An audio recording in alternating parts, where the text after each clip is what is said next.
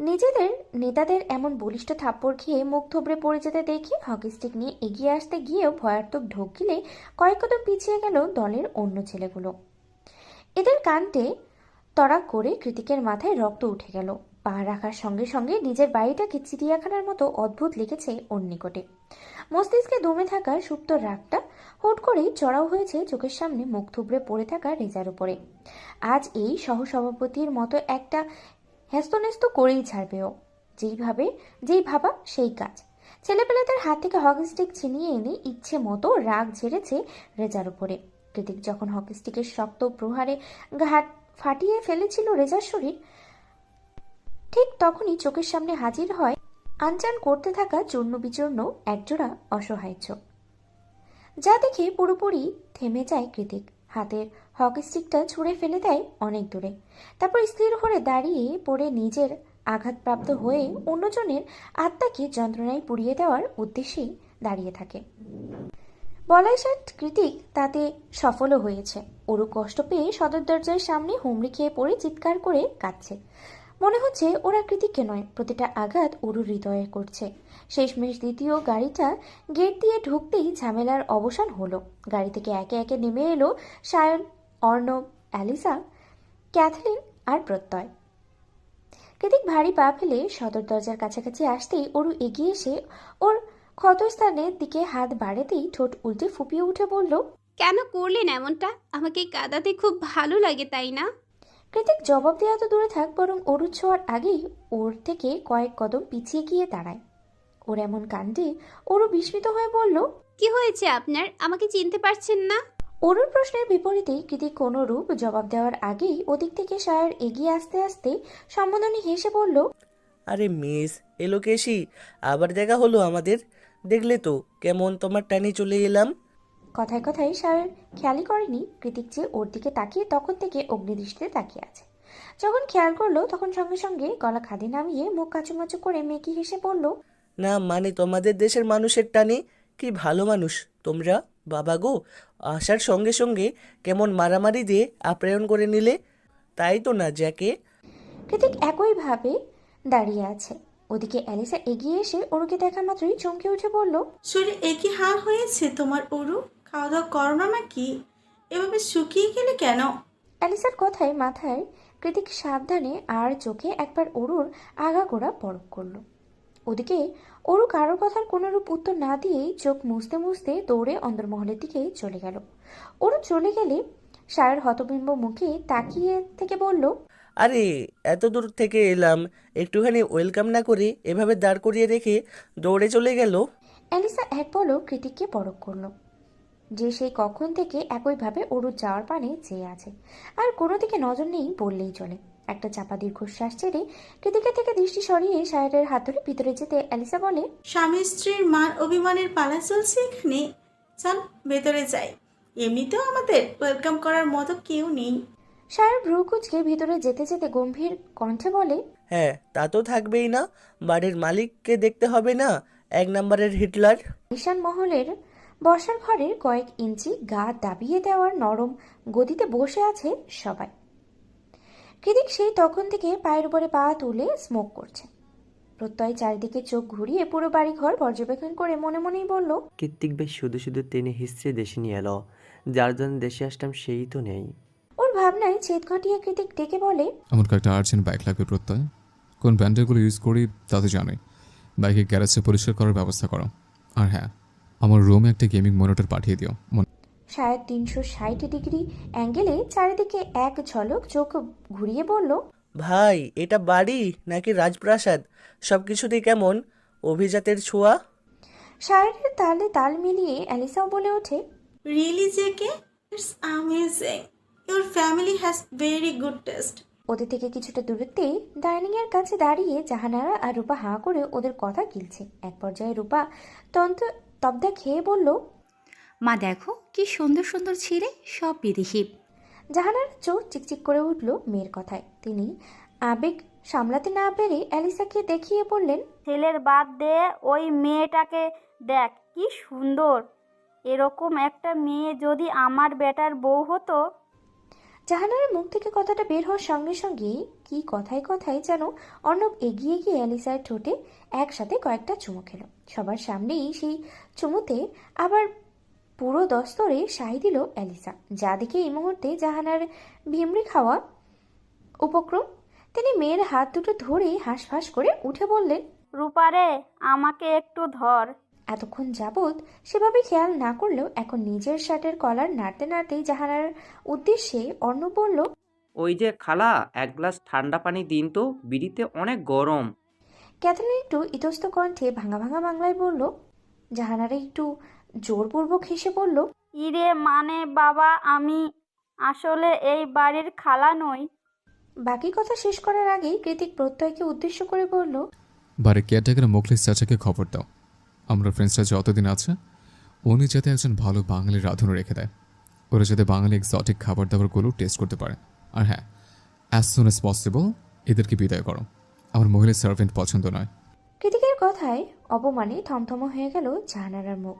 রূপা চুপসানো মুখে ঠোঁট উল্টে মিনমিনিয়ে বলল, মা কি বলছে উনি? আমরা নাকি সার্ভেন্ট? জাহানারা মেয়েকে আশ্বস্ত করে বললেন, চুপ কর, তোর ফুপি ফিরে এলে সব ঠিক হয়ে যাবে। কৃতিক এতক্ষণে সোফা ছেড়ে উঠে সামনের ক্যাবিনেটের দিকে তাকিয়ে কপাল কুঁচকে বলল। এখানে আমার ফেভারিট কিছু শোপিস ছিল, কোথায় গেল সেগুলো? জাহানারা তৎক্ষণাৎ নালিশ করার মতো গলা উঁচিয়ে অরুর ঘরের দিকে ইশারা করে বলে ওঠে, এই যে ওই মেয়েটা ভেঙেছে, শুধু এগুলো না, আরও অনেক কিছু ভেঙেছে। এইটুকু মেয়ে, সে কি তেজ! কৃতিক সবাইকে শুনিয়ে বিড়বিড়িয়ে বলল। আমার বউ তেজ থাকা মাস্ট। প্রত্যয় শোনো। এগিয়ে এসে প্রত্যয় শুধালো, হ্যাঁ ভাই। আগের শোপিসগুলোর মতোই সেম কিছু শোপিস অর্ডার করে দিও, এগুলো আমার অনেক ফেভারিট। আর হ্যাঁ, এক জোড়া করে অর্ডার করে দিও, বলো তো যায় না মহারানীর আবার কখন মুড সুইং হয়। প্রত্যয় হাস্যচোখ মাথা নাড়িয়ে সবকিছু নোট করে বলল, ভাই এখন আসছে, অনেকদিন পর ফিরেছে, বাড়িতে সবাই অপেক্ষা করছে।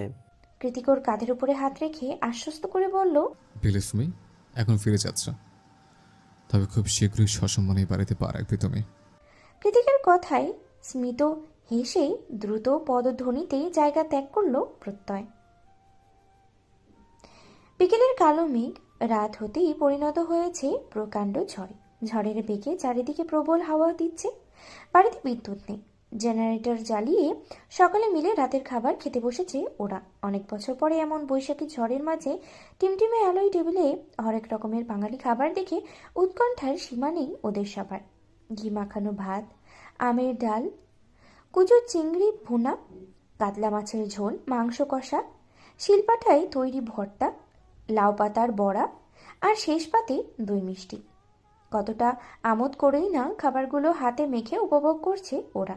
একটু পরে ফ্রেশ হয়ে এসে ওদের মাঝে চেয়ার টেনে বসলো কৃতিক। ওর চোখ দুটো আইপ্যাডে নিবদ্ধ। সেদিকে তাকিয়েই চেয়ার টেনে বসতে বসতে খেয়ালই করলো না যে ও অরুর পাশেই বসেছে। বিকেলের ঘটনার পরে অ্যালিসাই অরুকে বুঝিয়ে শুনিয়ে খাবার খেতে নিয়ে এসেছে। অ্যালিসা বড় অপার মতো, তাই ওর কথা ফেলতে পারেনি অরু। সহসাই চলে এসেছে ডাইনিংয়ে। চিকন কোমল হাতে প্লেটের মধ্যে কেউ ভাত তুলে দিচ্ছে। ব্যাপারটা দৃষ্টিগোচর হতেই আইপ্যাড থেকে চোখ সরালো কৃতিক। দেখলো অরু ওর পাশে বসে নিজের ছোট ছোট হাত দিয়ে পটু গিন্নিদের মতো করে ওর প্লেটে খাবার পেরে দিচ্ছে। লম্বা চুলের আড়াল থেকে অরু ঢিলে হয়ে যাওয়া জামাটাই স্পষ্ট জানান দিচ্ছে যে অরু কতটা শুকিয়ে গিয়েছে। কৃতিক সেই দিকে এক ঝলক তাকিয়ে হুট করে চেয়ার ছেড়ে উঠে দাঁড়ালো। কৃতিকের কাণ্ডে অরু আচমকায় লাফিয়ে উঠল। সায়ের খেতে খেতেই শুধালো, কি হয়েছে? কৃতিক বেসিন থেকে হাত ধুয়ে উপরে যেতে যেতে বলল, নাথিং। অর্ণব হাঁক ছেড়ে বলল, খাবি না? সিঁড়ি ডিঙিয়ে উপরে যেতে যেতে জবাব দিল কৃতিক। খিদে নেই। কৃতিক এভাবে উঠে যাওয়াতে ওরও অপমানিত বোধ করলো খুব। লোকটা শুধু শুধু ওর সাথে কেন এমন রাগ দেখাচ্ছে? কিছুই তো মাথায় ঢুকছে না ওর। কৃতিক কি এমন ভুলের শাস্তি দিচ্ছে ওকে? সবাই এই মুহূর্তে ওর থমথমে মুখের দিকেই তাকিয়ে আছে। ব্যাপারটা বোধগম্য হতেই হাতের পিঠে দিয়ে চোখ মুছতে মুছতে সিঁড়ি ভেঙে উপরে চলে যায় অরু। ওরা দুজন চলে যাওয়ার পরপরই সায়ের বিরক্তিতে চিরবিরিয়ে উঠে বলল, তোর বন্ধু চাই সেটা কি অর্ণব, যার জন্য ইউএসএ ড্র্যাগ ফ্র্যাগ নিয়ে যা তা অবস্থা করে ফেলেছিস, আর এখন চোখের সামনে পেয়েও তাকে না দেখার ভান করে এড়িয়ে যাচ্ছে। আশ্চর্য। অ্যালিসা ক্যাথেলিনের প্লেটে তরকারি তুলে দিতে দিতে বলল, যে কি নিজের অভিমানটা প্রকাশ করতে পারছে না, কারণ এসব ওর ধাঁচে নেই, যার ফলস্বরূপ ওর সাথে এমন রুড বিহেভ করছে। আই থিঙ্ক সময়ের সাথে সাথে ঠিক হয়ে যাবে, ওরই ঠিক করে ফেলবে, কারণ ওই পিচ্ছি মেয়ে ছাড়া আর কারোর ধারণা ঘাটতারা ছেলেটা। অ্যালিসার কথা শুনে অর্ণব খেতে খেতে আমোদিত সুরে বলল, জান, তুই তো দেখি যাতে মাতাল তাতে ঠিক আছিস। অ্যালিসা এদিকে ওদিকে তাকিয়ে কটমটিয়ে বলল, একবার রুমে চল, এরপর তোর হচ্ছে। বাইরে ঝড়ের তাণ্ডব ক্ষীণ হয়ে এসেছে। মেঘ ভেজা শীতল বাতাসে দুলদুল করছে চারিপাশ। অন্ধকারে দৌড়াতে দৌড়াতে চিলেকোঠা অবধি চলে এসেছে ওরু। বিদ্যুৎ নেই, তার উপরে দমকা, তাই অন্ধকারটা একটু বেশি মনে হচ্ছে। ওরু যখন চিলেকোঠার ঘরের সামনে এসে হাঁটু ভেঙে বসে তাতে মুখ গুজে ফুপিয়ে কেঁদে উঠল, তখনই নাকে এসে সুরসুরি দিল চেনা পরিচিত ম্যানি স্যান্ডেল পারফিউমের সুঘ্রাণ। এই সুঘ্রাণটা ওরুর কাছে খুবই পরিচিত। শুধু পরিচিত বললে আসলে ভুল হবে। একটা সময় এই সুঘ্রাণে মিলেমিশে একাকার হয়ে উঠেছিল ওর শরীর। প্রথম নারী সত্তার বিসর্জন হয়েছিল সেই সুঘ্রাণযুক্ত পুরুষের হাতে। আর এখন এই অন্ধকার জেলেকোঠায় আবারও স্যান্ডেলউড পারফিউমের সুঘ্রাণে মাতোয়ারা হয়ে ফোপাতে ফোপাতেই এদিকে ওদিকে চোখ বোলাতেই ওরু দেখল মানুষটাকে। অন্ধকারের মাঝে ট্রাউজারের পকেটে হাত গুজে নির্বিঘ্নে নিকোটিনের ধোঁয়া ওড়াচ্ছে কৃতিক। কৃতিককে দেখতে পেয়ে ওরু চট করে উঠে দাঁড়িয়ে শক্ত গলায় বলল, আমাকে এভাবে কষ্ট দেওয়ার জন্যই বুঝি 1000 মাইল দূর থেকে বাড়ি বয়ে এসেছেন? কৃতিক কোনো প্রকার জবাব দিল না। কৃতিকের নীরবতায় ওরুর মস্তিষ্কটা টকবগিয়ে উঠল। ও দু কদম এগিয়ে এসে ঝাঁঝালো কণ্ঠে বলল, কথা বলতে ইচ্ছে করছে না, তাই তো? কৃতিক এবারও নিশ্চুপ। ওরও এবার পেছন থেকে কৃতিকের টি শার্টটা খামচে ধরে টেনে চেঁচিয়ে উঠে বলল, এতই যদি অপছন্দ আমাকে, তাহলে ডিভোর্স দিয়ে দিলেই তো পারেন। শুধু শুধু কেন এভাবে নরক যন্ত্রণা দিচ্ছেন? কৃতিক এবার সিগারেটটা পায়ে পিষে ওর দিকে তাকিয়ে তার ছেলের হাসি দিয়ে বলল, কলেজের সাহসটুকু বেড়ে গেছে দেখছে। এখন ডিভোর্স চার্জ শিখে গেছিস? ডিভোর্স শব্দটা উচ্চারণ করতে একবারও বুক কাঁপলো না তোর? এই কথার জন্য তোর কী হাল করবো আমি, সেটা একবারও কল্পনা করেছিস? কৃতিকের শান্ত মসৃণ অথচ প্রাণনাশককারী হুমকির ন্যায় ধারালো কথায় শুকনো ঢোক গিলে 2 কদম পিছিয়ে গেল ওরু। পেছাতে পেছাতে নির্হারা ব্যর্থ পাখির ন্যায় আহত কণ্ঠে বলল, আপনাকে ভালোবাসাটা যে এত যন্ত্রণার তা আগে জানা ছিল না আমার। কৃতিক ওরুর দিকে তাকিয়ে গভীর গলায় বলল, এতটুকুতে হাঁপিয়ে উঠেছিস? সারা জীবন আমার সাথে থাকবি কী করে তুই? ওরু ঠোঁট উল্টে অভিমানী কণ্ঠে শুধায়, এতদিন দূরে থেকে পড়াতেন আর এখন কাছে এসে পড়াচ্ছেন, কেন করছেন এমন? একটু ভালোবাসুন না। আমি আপনার একটুখানি ভালোবাসা পাওয়ার জন্য চাতক পাখির মতো ছটফট করছি, আপনি কি বুঝতে পারেন না? কৃতিক এবার পায়ে পায়ে এগিয়ে এগিয়ে ওরুর গা ঘেঁষে দাঁড়ালো। দমকা হাওয়ায় ওরুর লম্বা চুলগুলো এলোমেলো হয়ে উড়ছে। খানিক বাদে বাদে উড়ে গিয়ে ঠাঁই নিচ্ছে কৃতিকের চওড়া বুকে। ওরুকে অবাক করে দিয়ে কৃতিক ওর চোরগুলো হাতের মুঠোয় নিয়ে চোখ বন্ধ করে তাতে নিঃশব্দে নাক ছোয়ালো। অতপর মুঠোভর্তি ওরুর চুলের সুবাসে লম্বা করে নিঃশ্বাস নিল কৃতিক। দুজনের নীরবতায় কিছুক্ষণ সেভাবেই অতিবাহিত হলো। পর মুহূর্তেই শুকিয়ে যাওয়ার তরুণ অরুর বেরিয়ে আসা গলার বোনগুলোর দিকে নজর পড়তেই শক্ত হলো কৃতিকের চোয়াল। ও তৎক্ষণাৎ অরুকে ধাক্কা মেরে দূরে সরিয়ে দিয়ে গটগটিয়ে নিচে যেতে যেতে বলল, ইউ ডিজার্ভ ইট। কাকঢাকা ভরে ঘুম ভেঙেছে শায়রের। সকাল সকাল ঘুম ভাঙার অভ্যাস না থাকলেও ইউএস এ বাংলাদেশের সময়ের তারতম্যের কারণে রাতে সেভাবে ঘুম হয়নি ওর। রাতে ঘুম না হলেও দুপুরের দিকে হয়তো দেখা যাবে ঘুমের জন্য চোখের পাতা খুলে রাখাই দায় হয়ে পড়েছে। তাই ঘুমে তলিয়ে যাওয়ার আগেই সকাল সকালে একটুখানি লেকের আশেপাশে হাঁটতে বেরিয়েছে শায়র। পিছনে অবশ্য ট্র্যাকস্যুট পরে কৃতিক আর অর্ণবও বেরিয়েছে, তবে ওদেরকে পিছনে ফেলে অনেকটা এগিয়ে গিয়েছে শায়র। রাতে ঝড়ের তাণ্ডবে পুরো ব্যাকইয়ার্ড ভরে গিয়েছে কাঁচা আমে। মহলের চারপাশ থেকে সূক্ষ্ম হাতে সেই আম কুড়োচ্ছে বাড়ির কেয়ারটেকার মোখলেস চাচা। সেখানটায় মোড়া পেতে বসে আছে অ্যালিসা আর ক্যাথেলিন। ক্যাথেলিন ডিএসএলআর এর ক্লিকে কর্মরত মোখলেস চাচার ছবি ধারণ করায় ব্যস্ত, আর অ্যালিসা এটা ওটা প্রশ্ন করায়। মোখলেস চাচাও হাত চালাতে চালাতে বেশ বেশ উৎসুক হয়েই উত্তর দিচ্ছে অ্যালিসার প্রশ্নের।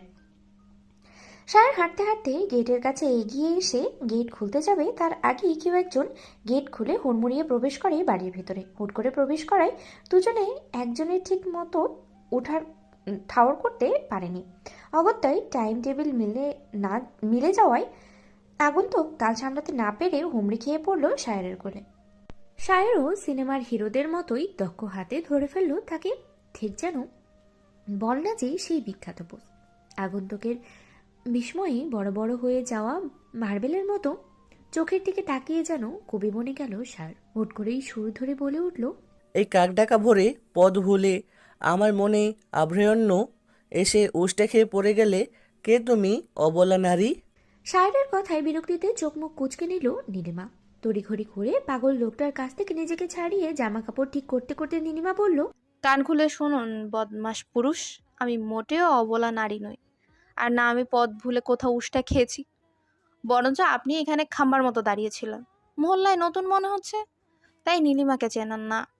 ইফটিজিং করতে আসলে না হাব্বাজানকে বলে এমন কেলানি খাওয়াবো যে সারা জীবনের জন্য এই মহল্লায় ঠিকানাই ভুলে যাবে। হ্যাঁ। গড়গড়িয়ে কথাগুলো শেষ করে একটা মুখ ঝামড়ে দিয়ে চলে গেল নীলিমা। সায়র চোখ উল্টে ক্যাবলাকান্তের মতো বিড়বিড়িয়ে বলল, আশ্চর্য, বাঙালি মেয়েরা এত সেন্সিটিভ কেন? কি এমন বানালাম? মেয়ে তো নয় যেন ধানি লঙ্কা, আব্বাজানের ভয় দেখাই, আজীব। এতক্ষণে কৃতিকা আর অর্ণব এগিয়ে এসেছে গেটের কাছে। সায়রকে এভাবে একা একা কথা বলতে দেখে অর্ণব ওর কাছে হালকা ধাক্কা দিয়ে বলল, কিরে ঠিক আছিস? সায়র ঠোঁট কামড়ে বলল, দোস্ত, মেয়েটাকে দেখেছিস? পুরাই রাগিনী। অর্ণব ফোঁস করে একটা নিঃশ্বাস ছেড়ে বলল, জেকে অরুতে আসক্ত আর আমার এলি আছে, তাই আমাদের মেয়েকে দেখিয়ে লাভ নেই দোস্ত। সায়র মাথা চুলকে শুকনো মুখে বলল, হ্যাঁ ঠিকই তো, তোমাদের বিয়ে বাসর সব শেষ আর আমি এখনো সিঙ্গেল। সায়রের কথার পাছে অর্ণব আবারও ভুল ধরে বলল, এবারও মিস্টেক, আমার বিয়ে হয়নি আর জেকের বাসর। সায়র চোখ ছোট ছোট করে কৃতিকের দিকে তাকিয়ে বলল, আমি ওকে বিশ্বাস করি না দোস্ত। ও যে অধৈর্য, সুযোগ পেলে গাড়ির মধ্যে বাসর সেরে ফেলতেও 2 মিনিট ভাববে না। আমাকে নিয়ে গবেষণাটা এবার বন্ধ করবি তোরা? কৃতিকের নাজেহাল অবস্থা দেখে সায়র অর্ণব ওর দিকে তীক্ষ্ণ দৃষ্টি নিক্ষেপ করে একই সুরে বলে উঠল, তুই কি আসলেই গাড়িতে? ওদের কথা বলার আর কোনো রূপ ফুসরত না দিয়ে হনহনিয়ে গেটের বাইরে চলে গেল কৃতিক। কৃতিক চলে যেতেই সায়র আর অর্ণব একজন আরেকজনের দিকে তাকিয়ে আফসোসের সুরে বলল, জ্যাকে শালা সব কিছুতেই ফার্স্ট। কৃতিক গেট ছাড়িয়ে বাইরে বেরোতেই দেখতে পেল একটা সাদা টয়োটাতে হেলান দিয়ে দাঁড়িয়ে কৃতিককুঞ্জের দিকে উকিঝুঁকি দিচ্ছে অমিত। একসাথে একই ভার্সিটিতে পড়ায় সুবাদেই প্রথম দেখাতেই অমিতকে চিনতে পারল ও। তাই সহসা এগিয়ে গিয়ে প্রশ্ন ছুড়ল কৃতিক। আমি তারিয়ান রাইট। অমিত তড়িঘড়ি করে সোজা হয়ে দাঁড়িয়ে কৃতিকের দিকে হাত বাড়িয়ে বলল, চিনতে পেরেছো তাহলে? কৃতিক একটু ইতস্তত করে হাত মিলিয়ে বলল, তা আমার বাড়ির সামনে কি করছো? অমিত মৃদু হেসে বলল, তোমার বোনের জন্য ওয়েট করছিলাম। ও তো বাংলা একাডেমিতে যায় প্রতিদিন, তাই ভাবলাম আমি যেহেতু এই গলি দিয়েই যাচ্ছি ওকেও নিয়ে যাই। কৃতিক ভ্রু কুঞ্চিত করে অবাক হয়ে বলল, আমার বোন মানে? কেন, অরোরা তোমার বোন না? ওর কথার পেছন থেকে সায়র ফোঁস করে একটা নিঃশ্বাস ছেড়ে বলে ওঠে, গেল। অমিত একটু ঝুঁকে মাথা কাত করে শুধালো, কি গেল? অমিতের কথায় চোয়াল শক্ত হয়ে আসে কৃতিকের। কোনো মতে হাত দুটো মুষ্টিবদ্ধ রেখে নিজেকে সংবরণ করে তাতে দাঁত চেপেও বলে, অরোরা আজকে যাবে না, শরীর ভালো নেই ওর, তুমি যেতে পারো। অমিত আর কী বা করবে, হ্যাঁ সূচক মাথা নাড়িয়ে গাড়ি নিয়ে তৎক্ষণাৎ প্রস্থান করে। অমিতের গাড়িটা সরে যাওয়ার সঙ্গে সঙ্গে কৃতিক কাউকে কল দিয়ে বলল, কৃতিকগঞ্জের সীমানা ছাড়ানোর আগে সাদা টয়টার টায়ার বরাবর গুলি করে দাও, যাতে করে সারা জীবনের এই বাড়ির সামনে দাঁড়ানোর সাহস না পায়। এতক্ষণ যাবৎ সবকিছুই পিছনে দাঁড়িয়ে পর্যবেক্ষণ করছিল সায়র আর অর্ণব। কৃতিকের শেষ কথাগুলো শুনে সায়র অর্ণবের কানের কাছে গিয়ে ফিসফিসিয়ে বলল, দোস্ত, তোকে বলেছিলাম না সকাল থেকে বাম চোখটা কেমন লাফাচ্ছে, দেখলি তো? অর্ণব চিবিয়ে চিবিয়ে বলল, তোর জীবনে নারী নামক প্যারার এন্ট্রি ঘটেছে, ওই জন্য লাফিয়েছে, এখানকার ঘটনার জন্য নয়। তাই ভুলভাল যুক্তি প্রদান করা বন্ধ কর, নয়তো জেকে বলে তোর জন্য চোখ ফেরানোর ব্যবস্থা করছি আমি। সায়র বিষয়ে ভ্রু কুঞ্চিত করে শুধালো, কি বলবি? বলবো তুই আবারও অরুর নাম মুখে নিয়েছিস। কথাটা শেষ করেই কপট হাসিতে প্রসারিত হলো অর্ণবের ঠোঁট। ওদিকে সায়র অর্ণবের দিকে তাকিয়ে রাগে কটমটিয়ে উঠে বিড়বিড়ালো, শালা মির্জাফর। গোধূলি বিকেলে সূর্যের ঝাঝা উত্তাপ কমে এসেছে কিছুটা। এখন পর্যন্ত পায়ের তলার মাটি লোহার তাওয়ার মতোই তেতে আছে। চারিদিকে নিস্তব্ধ। দুপুরের ভাত ঘুমে বিভোর পুরো মহল্লা। শুনশান নীরবতার মাঝেই গলির মোড় থেকে ক্ষণে ক্ষণে ভেসে আসছে নেভি কুকুরের ঘেউ ঘেউ আওয়াজ। ভেজা টিস্যু দিয়ে কপালের অর্নিশ ঘামটুকুকে মুছা মাত্রই কৃতিকুঞ্জের কলিং বেল হাতে চাপল প্রত্যয়।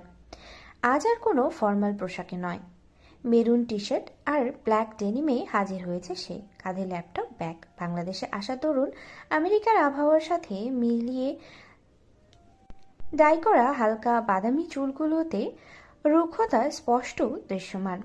চোখের চশমাটা আঙ্গুল দিয়ে ঠেলে দরজার বাইরে দাঁড়িয়ে নিজের পছন্দের স্টাইলিশ চুলগুলোকে হাত বোলালো প্রত্যয়। অতঃপর অপেক্ষারত হলো সদর দরজা খোলার। এই উত্তপ্ত বিকেলে কিছুতেই কৃতিকুঞ্জে আসার ইচ্ছে ছিল না প্রত্যয়, কিন্তু কৃতিকের জরুরি তলবে না এসে আর উপায় কি?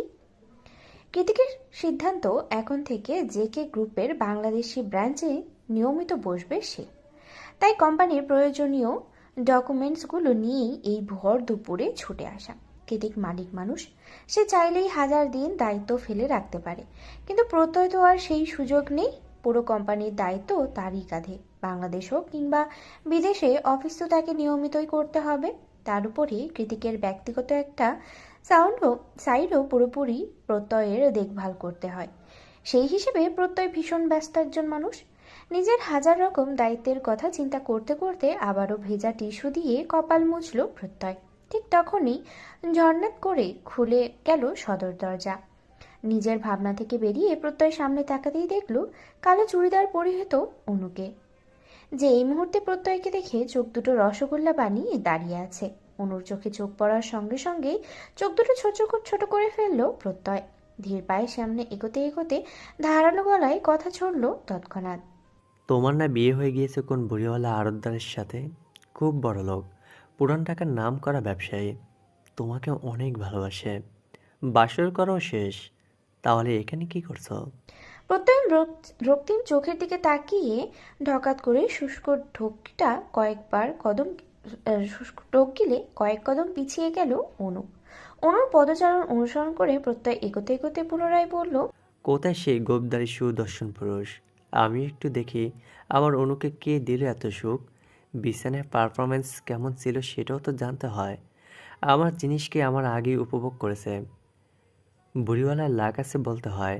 আমার অপরিচিতা যে বুড়িতে এত শান্তি খুঁজে পায় তা জানলে এত কষ্টে জিম করে আর বডি বানাতাম না, ট্রাস্ট মি। প্রত্যয়ের উল্টোপাল্টা কথা শুনে অনু মনে মনে বলল, রাগের চোটে ওনার মাথার তার ছিঁড়ে গিয়েছে, এক্ষুনি আইস ব্যাগ দিতে হবে। যেই ভাবা সেই কাজ। অনু ছোট গিয়ে ফ্রিজ থেকে আইস ব্যাগটা এনে প্রত্যয়ের মাথার উপরে রেখে দিল ভোঁদর। অনু ভয়ের চোটে গা ঢাকা দিতে চাইছে ব্যাপারটা বুঝে আসতেই অনুর পেছনে পেছনে ছুট লাগালো প্রত্যয়। ওকে তাড়া করতে করতে চেঁচিয়ে প্রত্যয় বলল, অনুর বাচ্চা, তোমাকে আমি ছাড়ব না। আমাকে মিথ্যা বলার শাস্তিস্বরূপ মুখ সেলাই করে দেব তোমার। তারপর তোমায় দেখিয়ে দেখিয়ে আন্টি মার্কা মহিলাদের সাথে প্রাট করব। তখন বুঝবে কেমন লাগে। ডান্ডাবাজ মহিলার দ্বারাও বলছি। কে শোনে কার কথা? অনু ছুটছে। একতলা পেরিয়ে দোতলা, দোতলায় করিডর পেরিয়ে তিনতলা, তারপরে সোজা ছাদ। প্রত্যয়ও দমবার পাত্র নয়। এতগুলো মিথ্যে বলার শাস্তি আজ অনুকে দিয়েই ছাড়বেও। তাই তো অনুর পিছনে ছুটতে ছুটতে ছাদে চলে আসা। দৌড়ে ছাদের শেষ মাথায় এসে আকস্মাৎ থেমে গেল অনুর পা। কোনো মতে পাঁচিলে হাত দিয়ে নিজেকে সামলে ঘাড় ঘুরিয়ে পেছনে চাইল অনু। দেখলো ওর থেকে কয়েক সেন্টিমিটার দূরত্বে দাঁড়িয়ে হাঁটুতে হাত ভর করে হাঁপাচ্ছে প্রত্যয়। কয়েক সেকেন্ড হাঁপিয়ে নিজেকে একটু ঠিকঠাক করে অন্যদিকে তাকিয়ে রাগে গজগজিয়ে উঠে প্রত্যয় বলল, স্কুলে কি দৌড়ের কম্পিটিশন করতে নাকি? বাপ রে বাপ। অনু মুখ কাচুমাচু করে বলল, আপনি কেন তাড়া করছেন আমাকে? ওই জন্যই তো দৌড়ালাম। প্রত্যয় দ্রুত পায়ে এগিয়ে এসে অনুর মুখোমুখি হয়ে দাঁড়িয়ে বলল, শাস্তি দেব বলে তোমার সাহস কি করে হয় আমাকে এতগুলো মিথ্যা কথা বলার? তোমার কি মনে হয় তুমি বলেছো আর আমি তোমার কথা বিশ্বাস করে বসে আছি? স্টুপিড মেয়ে, সব সময় প্রশ্রয় দিয়েছি, কথার প্রাধান্য দিয়েছি, তাই বলে যা খুশি তাই বলবে? আমার ইমোশন নিয়ে খেলবে? Speak up. অনুর কাজ ঝাঁকিয়ে চেঁচিয়ে উঠল প্রত্যয়। প্রত্যয় প্রচণ্ড রেগে আছে। চোখ দেখে মনে হচ্ছে এক্ষুনি অনুকে চোখ দিয়ে ভস্ম করে দেবে এই ভদ্র সভ্য ঠান্ডা মেজাজের ছেলেটা। তার উপরে মিথ্যে বলার দরুন অনুকেই দোষারোপ করেছে বারবার। তাই এই মুহূর্তে ভয়েই কুঁকড়ে গিয়ে নীরবে চোখে জল ফেলছে অনু। প্রত্যয় কান্নারত অনুর দিকে তাকিয়ে রাগে ফোঁসফোঁস করতে করতে বলল, তোমাকে আমি ম্যাচিউর ভাবতাম অনু। সবসময় বিশ্বাস ছিল তুমি সব কিছু ম্যাচুরিটি দিয়ে হ্যান্ডেল করবে আমাদের সম্পর্কটাকেও, কিন্তু না, একটুখানি সাময়িক টানাপোড়েনে তুমি আমাকে জাস্ট 1-2তে দূরে সরিয়ে দিলে। ইনিয়ে বিনিয়ে নিজের মিথ্যে বিয়ের কাহিনী শোনালে, তারপর বললে আমাকে ভুলে যান। How silly! এটা কি বাংলা সিনেমা পেয়েছো? অনু ফোপাতে ফোপাতে সামান্য গলা উঁচিয়ে বলে, আসলে পরিস্থিতি। ফাক এর পরিস্থিতি। ভালো কিভাবে বাঁচতে হয় নিজের বোনকে দেখে শেখো। কৃত্তিক ভাই এসেছে শব্দে কথা বলা তো দূরে থাক, অভিমানে ফিরেও তাকাচ্ছে না ওর দিকে। তবুও চুপচাপ সহ্য করছে মেয়েটা। কেন জানো? কারণ ও সত্যিকারে ভালোবেসেছে। সত্যিকারের ভালোবাসার পরিস্থিতি দোয়াই দেওয়াটা একটা অজুহাত মাত্র। ভালোবাসার যতটা সুখ ঠিক ততটাই যন্ত্রণা। এই মাত্রাত্মিক সুখ আর মাত্রাত্মিক যন্ত্রণা দুটোকে সয়ে নিতে পারলে তবেই না তুমি সত্যিকারে ভালোবেসেছ। কিন্তু আফসোস, তুমি এসবের কিছুই জানো না, কিছুই বোঝো না। শুধু একটু আবেগের বয়সে বলে দিয়েছো সারা জীবন আমার সাথে থাকবে। আর একসাথে থাকাটা কি এতটাই সোজা? ফাকির ম্যাচুরিটি। রেগে মেগে কথা শেষ করে হনহনিয়ে পিছু হাঁটে প্রত্যয়। সঙ্গে সঙ্গে পেছন থেকে ছুটে এসে ওকে শক্ত করে জাপটে ধরে অনু। অনুর কান্নারত তীব্র শরীরের ঝাঁকুনি পুরোপুরি অনুভব করতে পারছে প্রত্যয়। বৈশাখী বিকেলের উত্তাপের মাঝেও তৎক্ষণাৎ একটা নরম ভেজা অনুভূতিতে ছেয়ে গেল প্রত্যয়ের হৃদয় মন। এভাবেই কিছুক্ষণ সময় অতিবাহিত হলে চোখ দুটো খিচে বন্ধ করে রেখে নিজেকে কিছুটা সামলে নিয়ে নরম স্বরে প্রত্যয় বলে, সরি অনু, মাথা ঠিক ছিল না, তাই তোমাকে একটু বেশি বকে ফেলেছি। কেঁদো না। অনু প্রত্যয়ের পিঠে মাথা এলিয়ে দিয়ে এদিকে ওদিকে না সূচক মাথা নাড়িয়ে বলে, আমি সরি, খুব সরি। কোনো কিছু ভাবনা চিন্তা না করে আপনার সাথে নিজের সমস্যা শেয়ার না করে এভাবে এতগুলো মিথ্যা কথা বলে আপনাকে দূরে সরিয়ে দেওয়ার জন্য অজুহাত তৈরি করা আমার মোটেই ঠিক হয়নি। আমাকে কি ক্ষমা করা যায় না? শুধু একবার প্লিজ। যেখানে তুমি আমার কাছে অপরাধী নও, সেখানে ক্ষমা করার প্রশ্ন আসছে কোথায় থেকে অপরিচিতা? অনু এবার চোখ তুলে তাকায় প্রত্যয়ের পানে, বোঝার চেষ্টা করে ওর কথার সারমর্ম। প্রত্যয় ঘুরে দাঁড়িয়ে অনুর চোখ মুছিয়ে দেয়, অতপর হিসিয়ে শুধায়, can you feel it dear? অনু হেঁচকি টেনে বলে ওঠে, কি ফিল করব? প্রত্যয় একই সুরে বলে, my love, you fall in love with me hardly, seamlessly, desperately and unconsciously. ও প্রত্যয়ের কথায় অনু লজ্জায় মিলিয়ে যায়। লতানো তরুণ ন্যায় মাথাটা নুইয়ে ফেলে তৎক্ষণাৎই। প্রত্যয় অনুর চিবুকে হাত দিয়ে মাথাটা একটু তুলে বলে, আর যদি কখনো কিছু লুকিয়েছো তাহলে সত্যি সত্যি তোমাকে আর ক্ষমা করবো না আমি। অনু হেঁচকি তুলতে তুলতেই নাসূচক মাথা নাড়লে প্রত্যয়কে দু হাতে বাহু ধরে আগলে ধরে তপ্ত গমগমে চমৎকার আওয়াজে বলে, আমি তোমার হৃদয়ের গোপন থেকে গোপনীয় কথাটাও জানতে চাই অনু। হতে চাই তোমার সুখের সন্ধি আর দুঃখের পিছু টান। আমার নীড়ে তুমি সর্বক্ষণ ভালোবাসা অম্লান। বুড়িগঙ্গা পাড়ের নাতিশীতোষ্ণ বাতাসের সঙ্গে সঙ্গে তখনও ভেসে আসছিল বেসুরো দুটো গানের লাইন।